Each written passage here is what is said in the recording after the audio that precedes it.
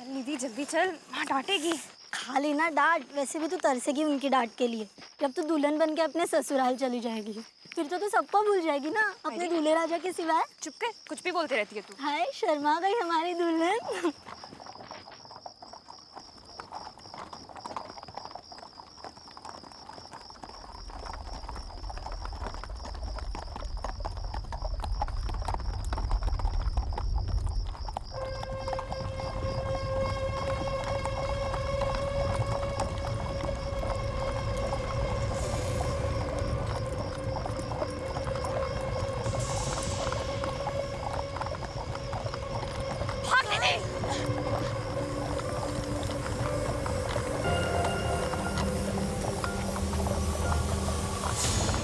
तो यशवंत की बेटी मरेगी, वो भी मरेगा, सब मरेंगे।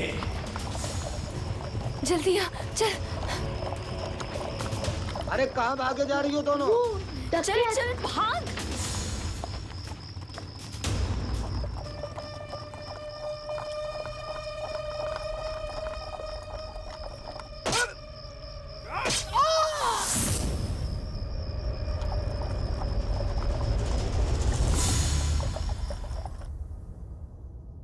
फियर फाइल्स में आगे देखिए मध्य प्रदेश के वीराने बीहड़ की एक कहानी, जिसकी शुरुआत 20 साल पहले हुई थी। बात उस समय की है जब बीहड़ के नाम से लोगों की रूह कांप उठती थी। उन्हीं दिनों बीहड़ के 3 डकैतों की चर्चा होने लगी। ये 3 डकैत बाकियों से अलग थे, क्योंकि ये सिर्फ सोना लूटते और उसके बाद लोगों को मार डालते थे। उनकी इस बेरहमी की चर्चा चारों ओर होने लगी, जिसकी वजह से उनकी दहशत हर जगह फैल गई। फिर अचानक एक दिन वो पुलिस की गिरफ्त में आ गए और उनको फांसी की सजा हुई। उनके मरने के बाद बीहड़ फिर से शांत हो गया। मगर आज 20 साल बाद बीहड़ में एक बार फिर काले घोड़ों पे सवार उन 3 डकैतों को देखा गया और मौत का तांडव एक बार फिर से शुरू हो गया। क्यों लौट आई थी ये दहशत बीहड़ में, जानने के लिए देखते रहिए फियर फाइल्स, डर की सच्ची तस्वीरें।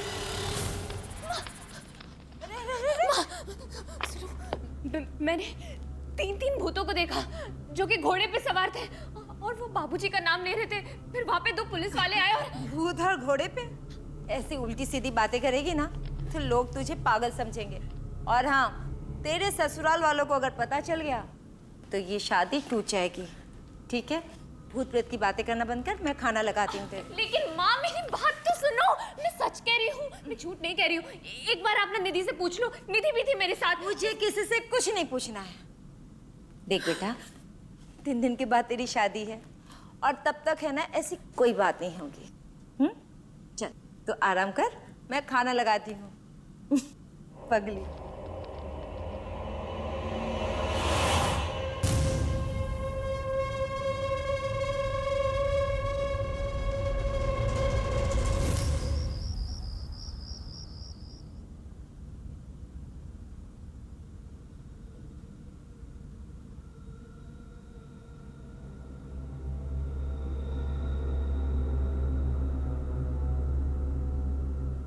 कामना। जी बाबूजी। बेटा, शोभा कह रही थी कि तुमने कुछ देखा और डर गई। बाबूजी, मैं और निधि वापस आ रहे थे, हमें बस नहीं मिली तो हम उस खेत से आ रहे थे तो पीछे से मुझे आवाज सुनाई थी।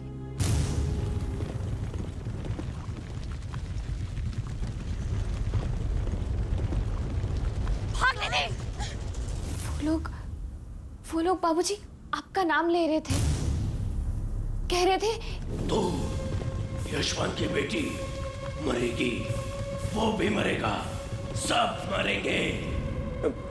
नहीं बेटा, घबराने की बात नहीं है, ऐसा कुछ थोड़ी होने वाला। नहीं बाबूजी, आप समझ नहीं रहे हो, वो लोग जिंदा इंसान नहीं थे, मैं सच कह रही हूँ। उनके हाथ में तलवारें थी और उनकी आंखें। कैसे समझाऊं आपको बाबूजी? देखो, तुम सोचो, आराम करो। घबराने की बात नहीं है।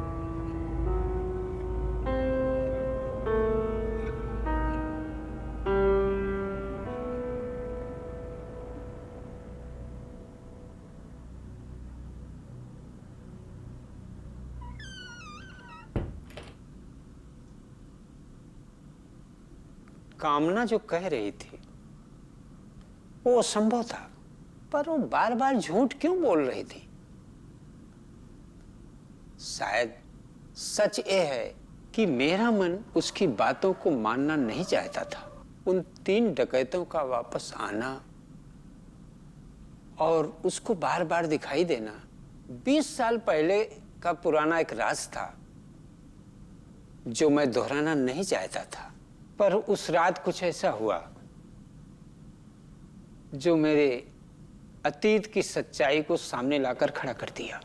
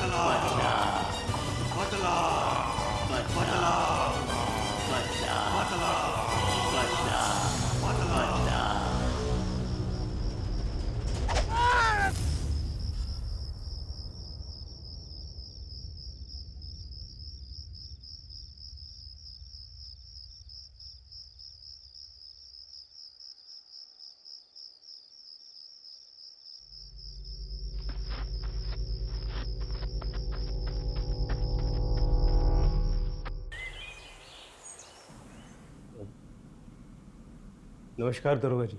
नमस्कार। अरे यशवंत जी, आइए आइए, बैठिए बैठिए बैठिए। मुझे आपसे कुछ बात करनी थी। मैं समझ सकता हूँ, बिटिया की शादी है कुछ दिनों बाद, और इधर चंबल में कुछ डाकू फिर से आतंक फैला रहे हैं। कल मेरे 2 कांस्टेबल मारे गए, बड़ी बेरहमी से उनका सर धड़ से अलग कर दिया गया। मैं तो इन डाकुओं को छोड़ूंगा नहीं। कामना बिटिया की शादी के पहले ही उन लोगों को पकड़ लूंगा। दरोगा साहब, वो लोग अगर इंसान होते तो पकड़ सकते हैं ना? मैं समझा नहीं। मैंने देखा है उन लोगों को, काले घोड़े पर आए थे। मेरी बेटी कामना ने भी देखा है। जब उसने मुझे बताया तो मैं समझ गया कि वो लोग वही हैं। मगर ऐसा कैसे हो सकता है? यशवंत जी, आप क्या कह रहे हैं? आप उन डाकुओं को जानते हैं? जानता था। आज से 20 साल पहले चंबल के सबसे बेरहम और खतरनाक डाकू थे वो। लाखन, जोरावर और कुंदन।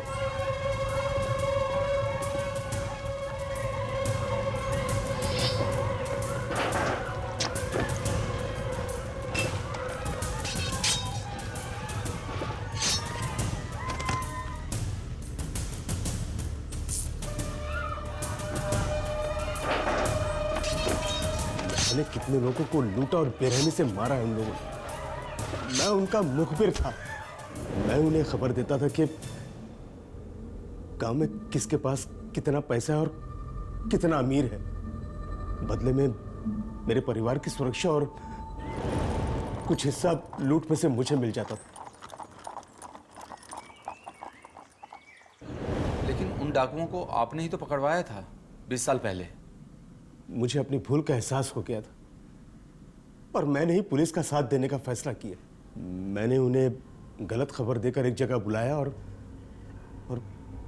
पुलिस ने उन्हें गिरफ्तार कर लिया। और इस वजह से आपको सजा नहीं हुई और उन तीनों को फांसी की सजा मिली। लाखन, जोरावर और कुंदन, इन तीनों के जुर्म साबित हो चुके हैं, लिहाजा ये अदालत इन तीनों को फांसी की सजा सुनाती है, to be hang till death.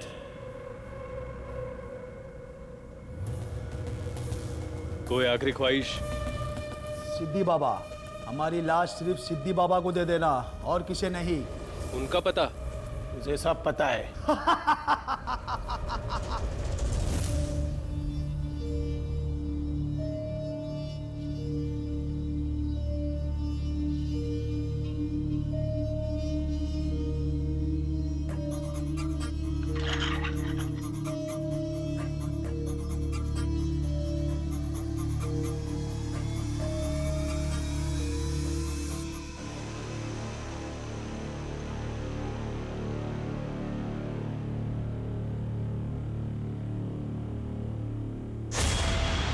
और अब वो तीनों डकैत वापस लौट आए।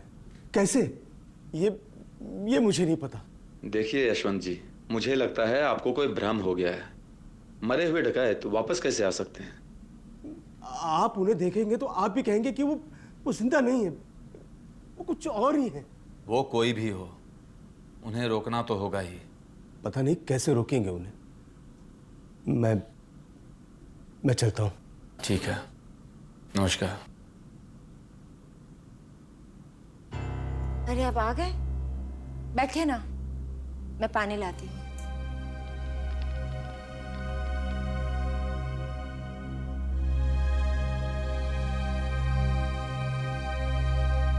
पानी नीचे। क्या हुआ? कहाँ खो गए हैं आप? खोया नहीं हूं शोभा, पता नहीं क्यों मेरी बात का किसी को भरोसा ही नहीं है।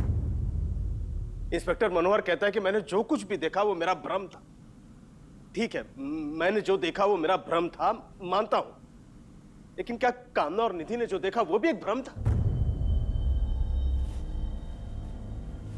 आप भी ना अभी तक उस बच्चे की बातों में उलझे हुए हैं। कामना तो अब तक उस बात को भूल भी चुकी होगी, और आप हैं कि शादी की चिंता छोड़कर बेकार की बातों में लगे हुए हैं। देखिए, भूल जाइए और अपने दिमाग से निकालिए इन बातों को, और ये सोचिए कि शादी की तैयारी कैसे होगी, और इस घर को देखकर कौन कहेगा कि ये शादी का घर है। ऊपर से आज कामना के सास ससुर आ रहे हैं शगुन लेकर। देखिए, आज से ना इस घर में सिर्फ शादी की बात होगी, समझ गए? चलिए जाइए, तैयार हो जाइए, स्वागत कीजिए अपने समधी जी का खुशी खुशी से। तुम समझ नहीं रही हो शोभा। मुझे समझने की कोई जरूरत नहीं है। मैं सिर्फ इतना जानती हूँ कि मेरी इकलौती बेटी की शादी है, और इस शादी के घर में इस तरह की बातें अच्छी नहीं लगती। समझ रहे ना? निधि, कहाँ है तू यार? तू तो गायब ही हो गई, ना कोई कॉल ना कोई मैसेज। ऐसा कोई करता है कि अपनी सहेली के साथ, वो भी उस सहेली के साथ जिसकी शादी हो रही हो? क्या तू हंस रही है? निधि की बच्ची, देख, अगर तू चाहती है कि मैं शादी कर लूं तो तू जल्दी से पहुंच जाए यहाँ पे। अरे नहीं यार, मैं नहीं आ पाऊंगी। एक्चुअली मम्मी पापा घर पे नहीं है। एक्चुअली वो नाना नानी के घर पे गए हैं। अरे ये तो फिर अच्छी बात है ना। वैसे भी तो अकेले रहकर क्या करेगी, और तुझे पता है घर में कितना सारा काम बाकी है, और मैंने तो अभी तक मेहंदी भी नहीं लगाई। कुछ समझ में ही नहीं आ रहा है। तू आएगी ना तभी अच्छा लगेगा। आना, तू प्लीज आना।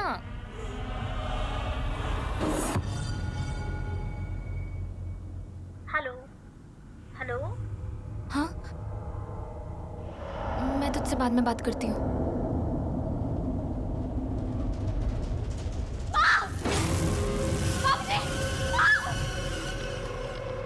अरे क्या? बाबूजी, मैंने वो 3 घोड़ों वालों को फिर से देखा, यहीं पे थे वो।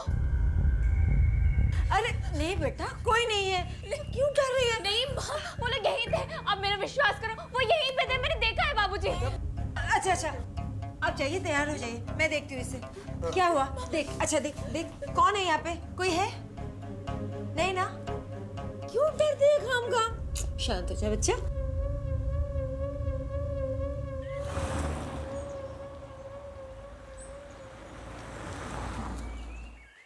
अरे गाड़ी क्यों रोक दी? अरे मैं कभी से रोक के बैठा हूँ, जरा धीरज रखो। अरे देखो अंधेरा होने वाला है और अपने साथ में शगुन का सामान भी है। यशवंत जी क्या बोलेंगे कि शगुन अब देने आए रात में? अरे शगुन का कोई मुहूर्त भी होता है? और यहाँ कौन से डाकू है जो तुम्हारा सोना लूट ले? और वैसे भी समधी जी का घर सिर्फ 5 मील ही रह गया है। मुझसे अभी कंट्रोल नहीं होता। कब की लगी है, मैं अभी गया और अभी आया। मुझे बहुत डर लग रहा है।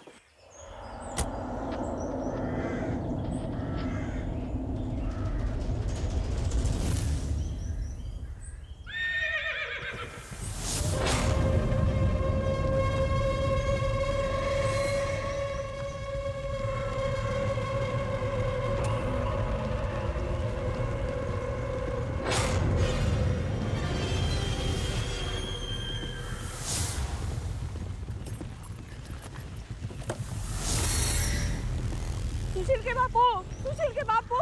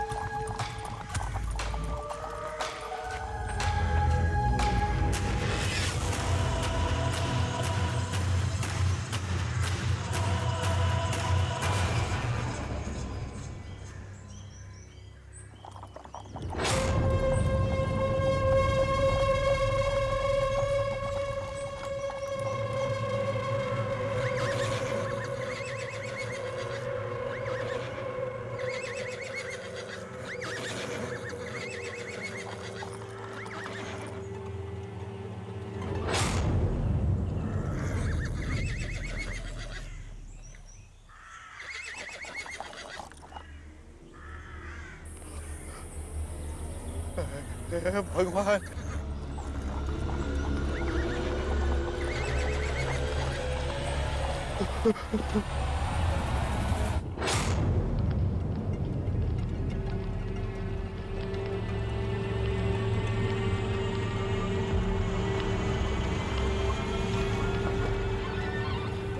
बर्बाद हो गया, लूट गया साहब। मेरे बीवी को मार डाला साहब, पत्नी को मार डाला। आदित्य पानी पिलाओ। लीजिए पानी लीजिए। साहब बर्बाद हो गया साहब, उन्होंने मेरे पत्नी को मार डाला साहब। 3 डाकू? नहीं, डाकू नहीं, भूत। तीनों काले घोड़े पे आए और तलवार से मेरे पत्नी को मार डाला था। यानी यशवंत जी सच बोल रहे थे। यशवंत? वो मेरे होने वाले समधी हैं। क्या वो आपके होने वाले समधी हैं? मैं यशवंत जी को इन्फॉर्म करता हूँ।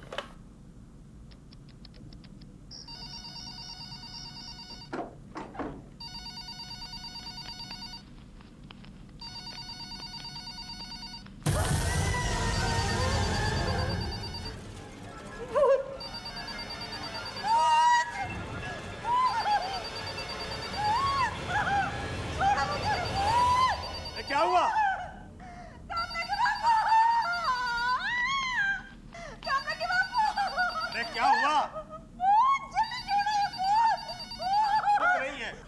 दाढ़ी अटकी हुई है तुम्हारी। वो चिल्ला रही हो। हेलो यशवंत जी, एक बुरी खबर है। आपकी समधन जी की डेड बॉडी जंगल में मिली है। क्या?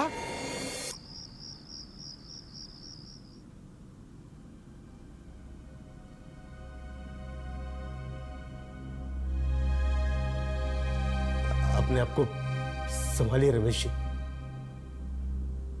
अब तो मेरी बात का विश्वास हुआ ना दरोगा जी? वो प्रेत आत्माएं हैं और आपकी पुलिस उसका कुछ नहीं बिगाड़ सकती। तो फिर क्या रास्ता है यशवंत जी? साहब, यहाँ एक साधु बाबा है, खोबरा बाबा। सुना है बहुत ही ताकतवर है, शैतानी ताकतों को बस में करना जानते हैं।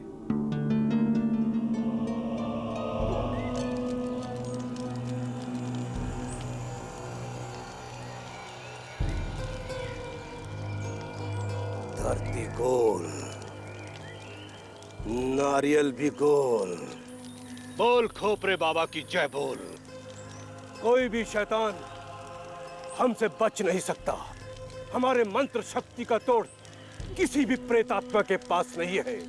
पिशाच, चंडाल और ब्रह्म राक्षस, ये तीनों के तीनों हमारे इस नारियल के अंदर कैद हैं। मैं उन तीनों को हमेशा हमेशा के लिए कैद कर देना चाहता हूं। उन्हें कभी मुक्ति नहीं मिलेगी। बस खतरा तो सिर्फ तेरी जिंदगी पर है। वो प्रेत आत्मा तुझे ढूंढ रही है, तुझे मारना चाहती है। हाँ, तेरी वजह से वो सब मारे गए। बाबा, उनसे बचने का कोई उपाय बताइए बाबा।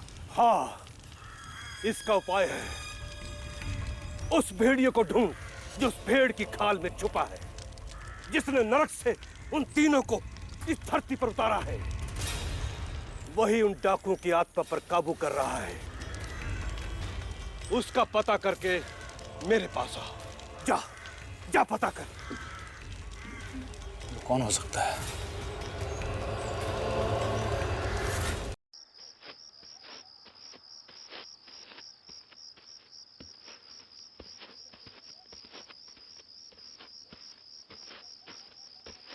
अरे सुनो, तुम गिरधर हो ना? तुम यशवंत? हाँ। मैं आज ही शहर से लौटा हूँ। बड़ा दुख हुआ सुनकर कि चंबल में फिर से डाकुओं ने ठिकाना बना लिया है। कुछ पता चला कि कौन लोग हैं वो जो मासूमों की जान ले रहे हैं? हाँ, पुलिस को पता चल गया है। और तुम भी तो जानते हो उनको। मैं कैसे जान सकता हूँ? मैं तो आज ही आया हूँ ना ग्वालियर से। तुम्हारा रिश्ता आज का नहीं है उनके साथ में। वो तीनों तुम्हारे भाई हैं। मेरे भाइयों को तो 20 साल पहले फांसी हो चुकी है। जानता हूँ भाई, लेकिन उनकी आत्माएं वापस आ गई हैं गिरधर। क्या? देखो, वो लोग मेरी जान लेना चाहते हैं, क्योंकि उन लोगों को फांसी मेरी वजह से हुई थी। तुमने तो बहुत नेक काम किया था यशवंत जी। उनके जुल्मों से तो सारा चंबल कांप रहा था। मैं उस वक्त दिल्ली में था जब उन तीनों को फांसी हुई थी। मैं उनसे कोई रिश्ता नहीं रखना चाहता था, इसलिए वापस नहीं आया। वो पुलिस से उनकी लाश किसी सिद्धि बाबा ने ली थी। तुम अगर उनके बारे में जानते हो तो मुझे बताना होगा। देखो, उनकी आत्माएं मेरे परिवार को जिंदा नहीं छोड़ेगी। वो प्रेत आत्माएं हम किसी को नहीं छोड़ेगी। काश मैं मदद कर पाता। उन तीनों की आत्माएं क्यों भटक रही हैं, ये तो मैं नहीं जानता। जीते जी मेरा उनसे कोई संबंध नहीं था, तो अब कैसे होगा? मुझे तो हमेशा से उनसे नफरत थी। मैं कभी भी उनके जैसा नहीं बना। मेरी हालत तो रावण के घर में विभीषण जैसी थी। देखो, मुझे खुशी है कि तुम अपने भाइयों के जैसे नहीं। चलता हूँ। नमस्कार।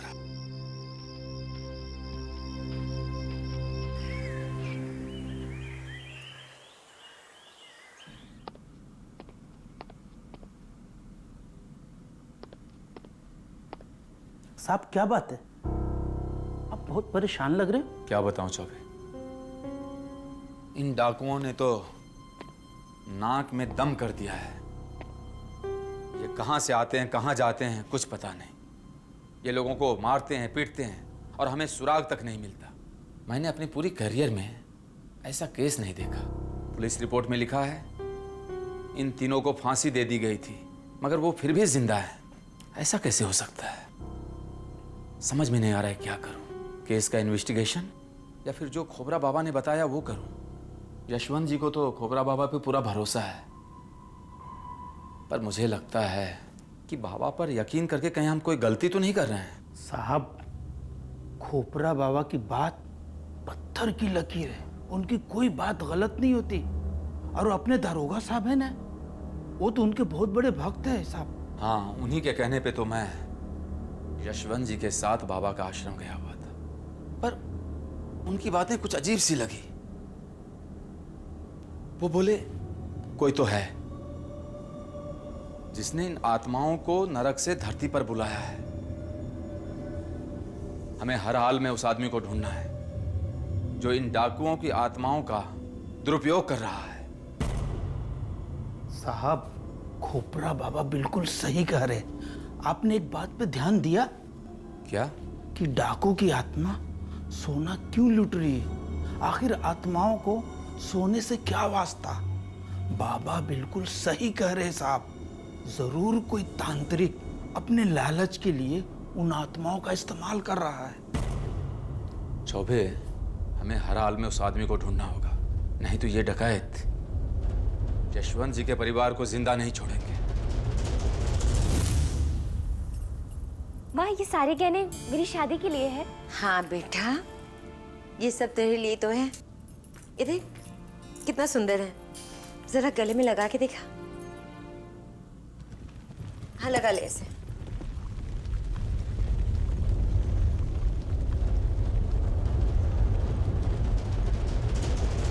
घोड़े की आवाज। माँ, घोड़े की आवाज। मैं इसी घोड़े की आवाज के बारे में बात कर रही थी उस दिन खेत में इसी घोड़े की आवाज सुनाई दे रही थी।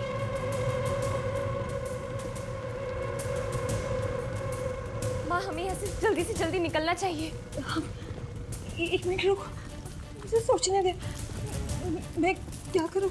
ये चल, इसे ढक। चल।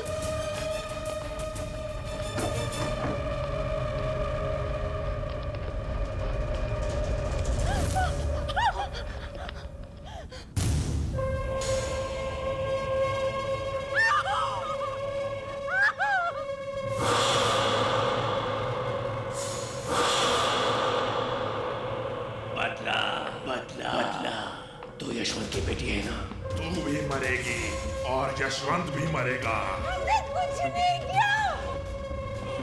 बदला बदला बदला बदला बदला बदला बदला।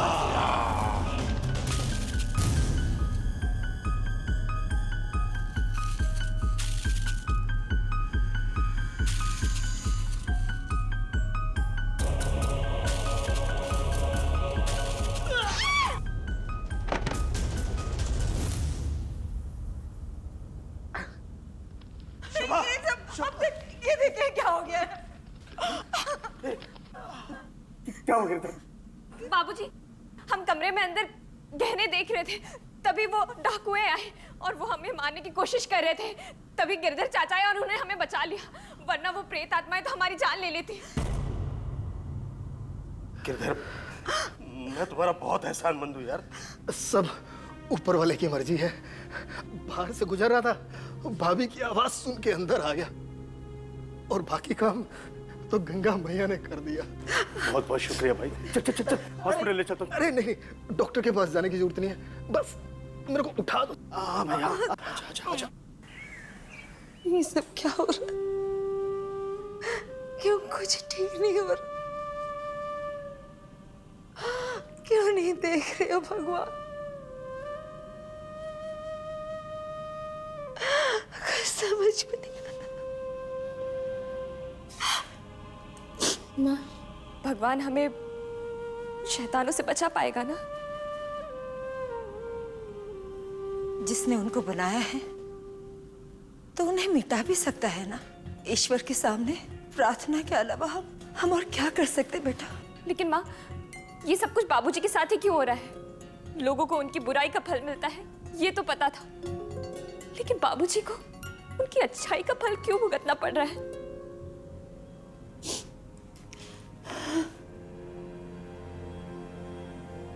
ईश्वर पर विश्वास रखो, सब ठीक हो जाए। धोखा दिया तूने। बदला, बदला, बदला, बदला, बदला, बदला, बदला, बदला, बदला, बदला, बदला,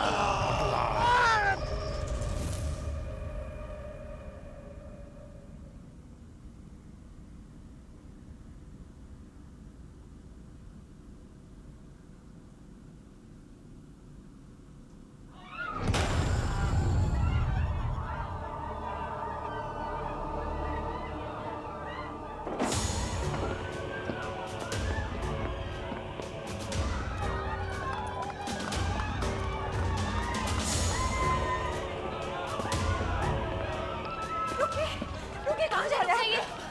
जाइए बाहर। क्या कर रही हो? वो लोग आपको मार डालेंगे। अरे कुछ नहीं होगा मुझे, आज उनको मैं नहीं छोड़ूंगा। अंदर जाओ, अंदर जाओ इसको लेके। अरे लोग अपने बाबू को रुकिए।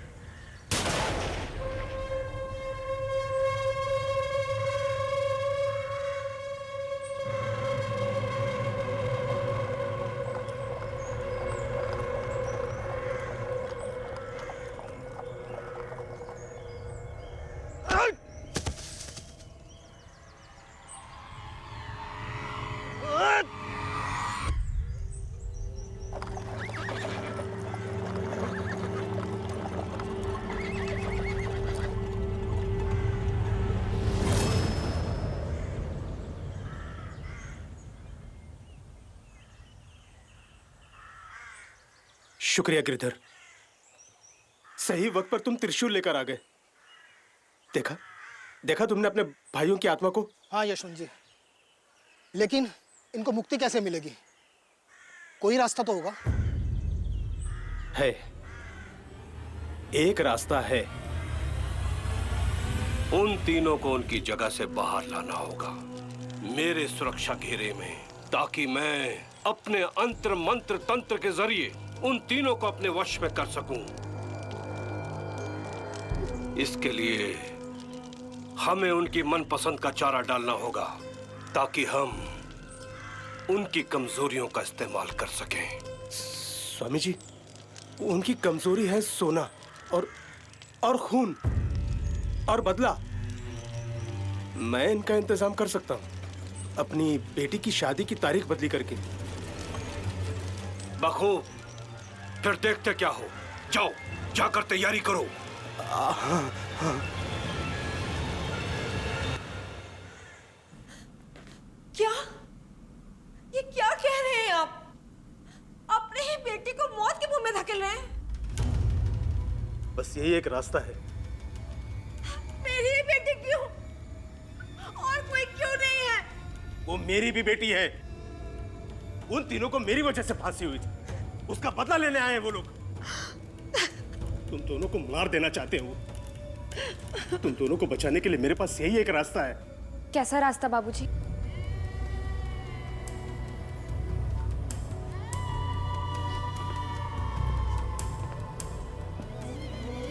देखो बेटा, तुम्हारी शादी और विदाई दोनों वक्त से पहले होगी, लेकिन विदाई के पहले तुम्हें इस घर का कर्ज अदा करना होगा।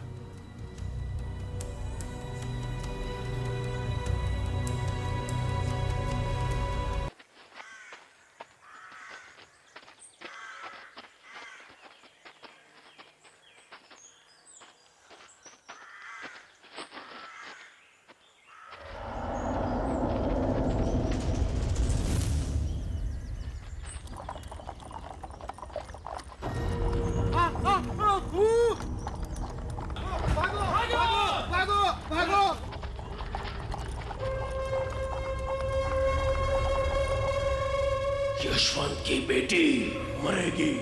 बदला, बदला।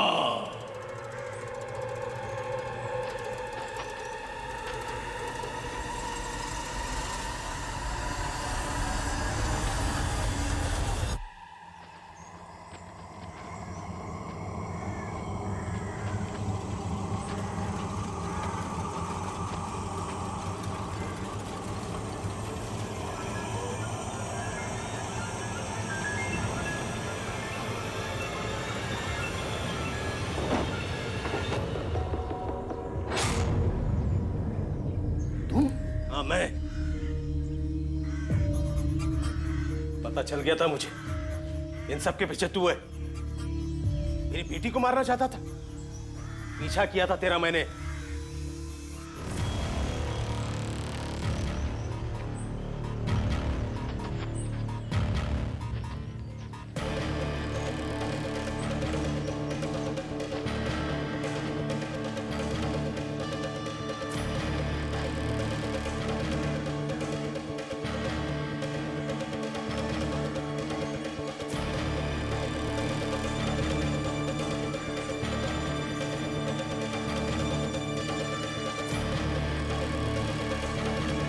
जान गया था मैं कि अपने भाइयों की आत्माओं का इस्तेमाल तुम कर रहे हो।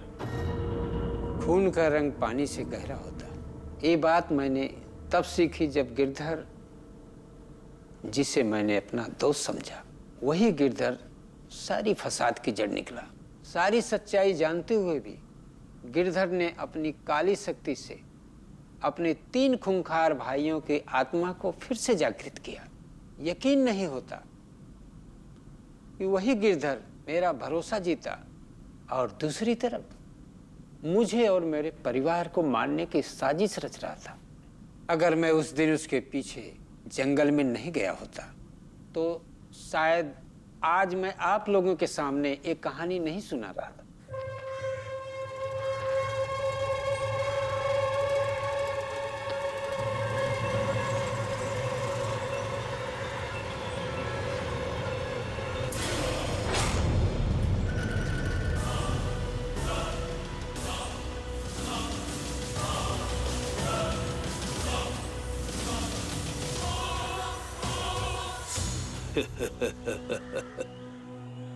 खोपरा बाबा की नजरों से कोई नहीं बच सकता। खोपरा साधु ने तीनों को नारियल बंद कर दिया है और इसे मैं जेल में बंद करूंगा। अरे पहले इससे ये तो पूछो कि इसने ऐसा किया क्यों? क्यों किया? मेरे भाइयों को मरवाया तुमने, धोखा किया उनके साथ। मैंने ही जेल से उनकी लाशों को लिया था, सिद्धि बाबा बनके।